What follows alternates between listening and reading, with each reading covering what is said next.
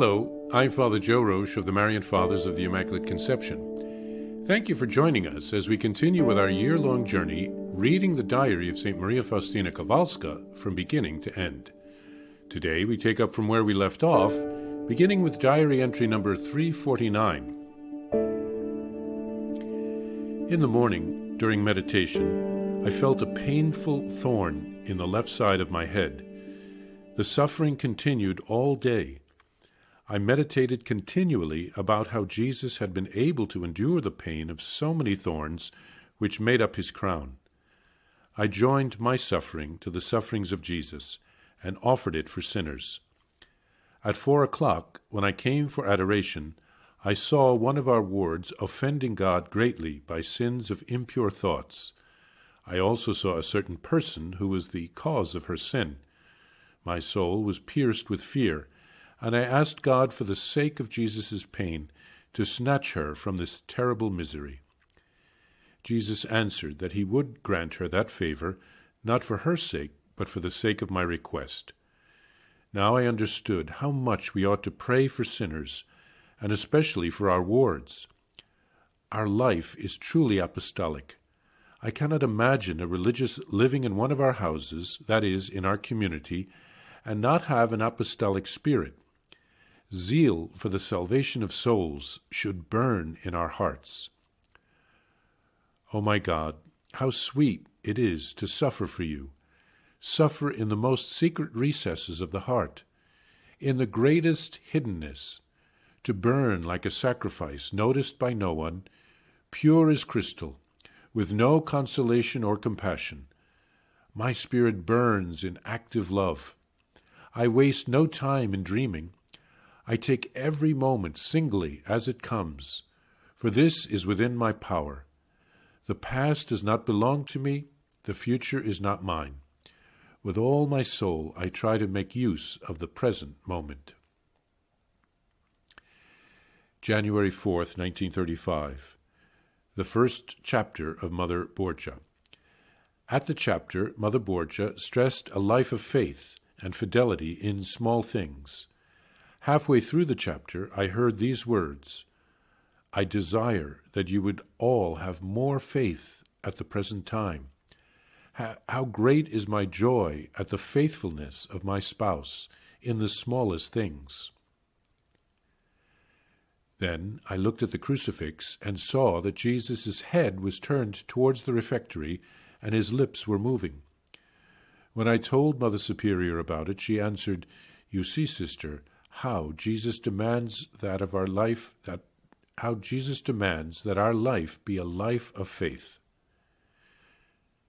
When Mother left for the chapel and I stayed to set the room in order, I heard these words: "Tell all the sisters that I demand that they live in the spirit of faith towards the superiors at this present time." I begged my confessor to release me from this duty. As I was talking to a certain person who was to paint the image, but for certain reasons was not painting it, I heard this voice in my soul: I want her to be more obedient. I understood that our efforts, no matter how great, are not pleasing to God if they do not bear the seal of obedience. I am speaking about a religious soul. O God, how easy it is to know your will in the convent. We religious have God's will set clearly before our eyes from morning till night, and in moments of uncertainty we have our superiors through whom God speaks. 1934 to 1935, New Year's Eve. I was given permission not to go to sleep, but rather to pray in the chapel.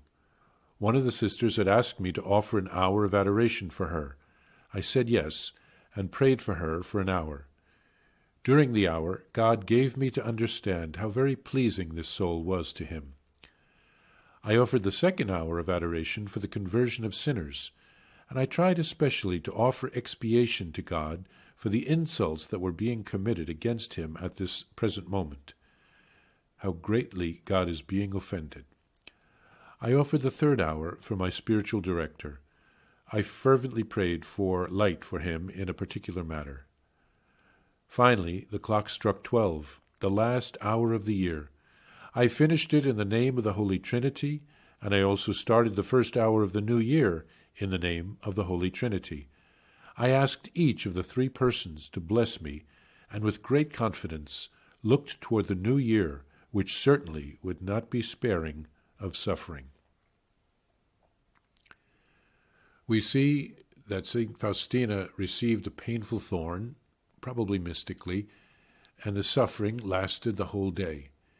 And she contemplated how Jesus had endured all of the sufferings that he endured for us. St. Faustina then took on suffering for the sake of one of the wards, or the students, who was sinning through impure thoughts. Those around us need our prayers. We should not fail to pray for them and to intercede for them. Their salvation could depend on it, because one sin can easily lead to another and become a pattern of sin.